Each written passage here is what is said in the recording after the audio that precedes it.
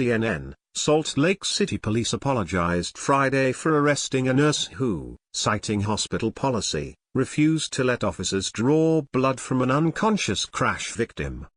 The arrest of Alex Wobbles, who was later released without charge, was captured on body camera video that the police chief said was alarming. The incident happened July 26, when a crash victim was admitted to the University of Utah Hospital burn unit in a coma. Though the man was not a suspect in the wreck, which killed the other driver, police asked for his blood to be drawn. Wobbles, the charge nurse in the burn unit, presented the officers with a printout of hospital policy on drawing blood and said their request did not meet the criteria. Hospital policy specified police needed either a judge's order or the patient's consent, or the patient needed to be under arrest, before obtaining a blood sample. "I'm just trying to do what I'm supposed to do. That's all," Wobbles tells the officers, according to the body camera video.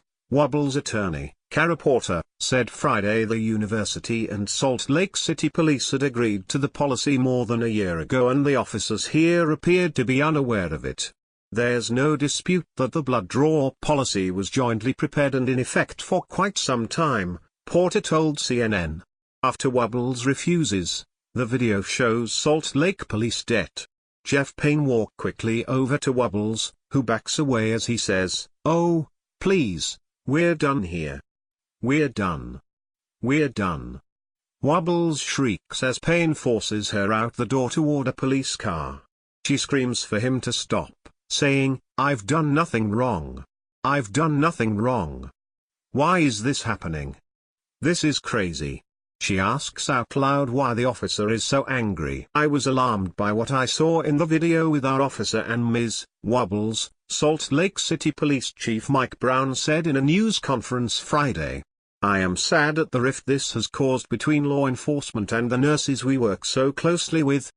The department opened an internal affairs investigation, he said, and Friday evening the police department said Payne and another employee were placed on full administrative leave as a result of a criminal investigation into the incident. The department said the second person was an officer, but did not identify that officer.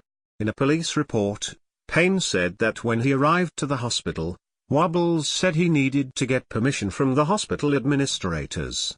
After more than an hour of waiting, Payne said, he called his supervisor who advised him to arrest Wobbles if she refused to let him draw a blood sample. "I told them we wanted a blood sample to protect him, not punish him," he wrote. An after-hours message left with the Salt Lake Police Association, the union representing officers, regarding Payne's status was not immediately returned. Brown said the department has apologized and that its blood draw policy has been replaced with a new one that officers are now using. His statement did not mention the policy that was in place at the time of Wobbles' arrest or why police would need a new one. The truck driver victim of the crash was William Gray, a reserve officer with the police department in Rigby, Idaho, the department said in a statement Friday. He was working his regular job as a truck driver when a suspect fleeing from the Utah State Highway Patrol crossed into oncoming traffic and collided head-on with Gray's truck, Rigby police said. The department said it learned of the incident with Wobbles on Thursday and was grateful for her actions. The Rigby Police Department would like to thank the nurse involved and hospital staff for standing firm and protecting Officer Gray's rights as a patient and victim, it said. Protecting the rights of others is truly a heroic act. Rigby Police said they hope the incident will be investigated thoroughly and appropriate action will be taken. It is important to remember that Officer Gray is the victim in this horrible event, and that at no time was he under any suspicion of wrongdoing, the statement said, adding that Gray continues to heal.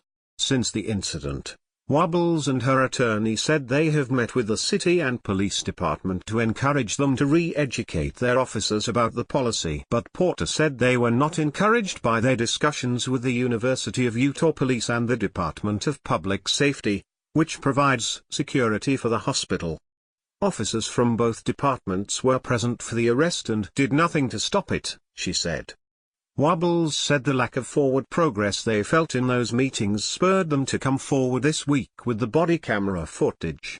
I felt obligated to release it on behalf of anyone that's ever gone through something like this but didn't have evidence or video," Wobbles told CNN. "Just being bullied by police for any particular reason in a healthcare setting." Wobbles also said she hopes to raise awareness of the policy. "This should never have happened and it should not happen again," she told CNN. "We have to have a conversation and a discussion." Wobbles said she received calls from the mayor and police chief to apologize and felt they were sincere. Salt Lake City Mayor Jackie Biskupski called the actions of the officers completely unacceptable and apologized to Wobbles. "It was not necessary, and that's what we are here to say, and we are truly apologetic," the mayor said at a news conference Friday.